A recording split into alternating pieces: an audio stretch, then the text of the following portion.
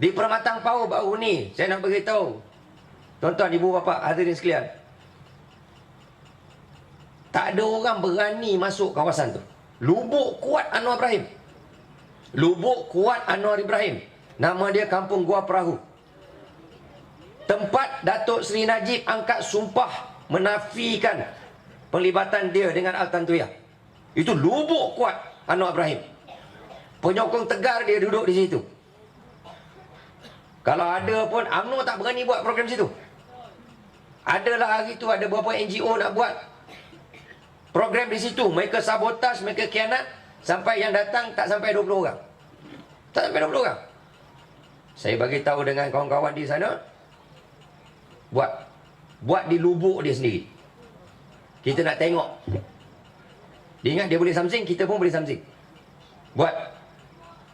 Bila buat, dia orang buat 7-8 ceramah keliling tu. Keliling tempat saya ceramah tu, dia buat 7-8 ceramah.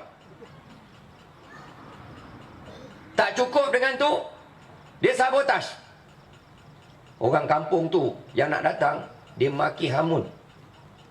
Ada yang kena pancit tayar motor. Ada yang Pak Haji tu tengah lalu naik motor, dia ludah. Dia nak bagi orang kampung jangan datang, bagi takut. Supaya gambaran konon orang Permatang Pau masih menyokong Anwar Ibrahim. Tapi tuan-tuan, alhamdulillah, malam tu saya dengan Mursyidul Am Tibai datang berceramah. Yang datang malam tu, walaupun awal-awal kerusi disiapkan untuk hanya lebih kurang 300-400 orang, tapi yang datang malam tu hampir 800 orang penduduk tempatan. Bila 800 orang penduduk tempatan sampai kursi kena tambah dalam dewan nak bagi dia orang duduk, datang.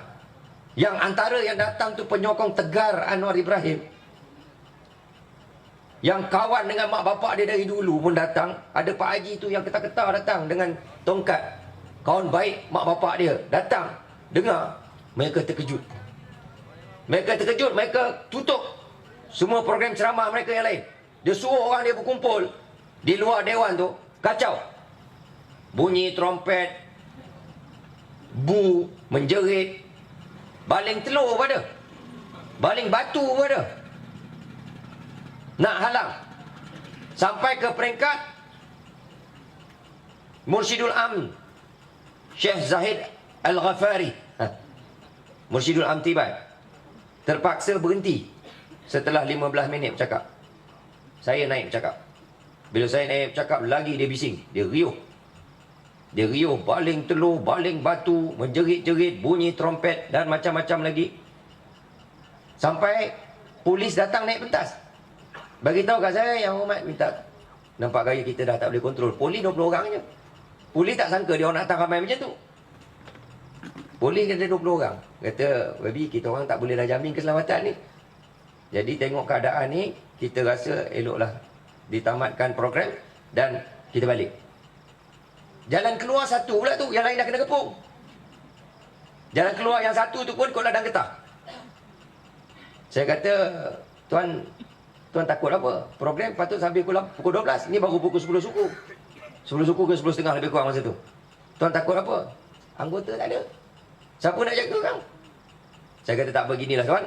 Tuan dah jalankan kerja, dah bagi tahu kat saya nak jalankan kerja saya. Kalau tuan berasa tak selamat, tuan boleh beredar pada sini.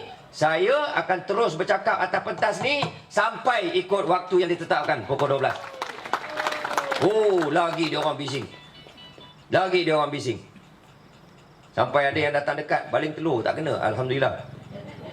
Yalah, dia bukan telur dia semua Anwar dah ambil. Ni geng tak ada telur. Saya cakap, saya ceramah. Yang saya paling bersyukur, tak ada seorang pun dalam dewan tu bergerak lari keluar. Tak ada.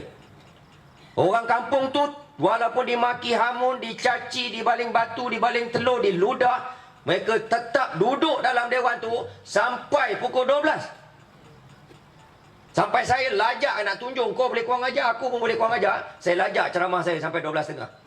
Nak tunjuk kau ingat kau seorang boleh kurang ajar, aku boleh kurang ajar. Bila itu berlaku tuan-tuan, dia orang terkejut.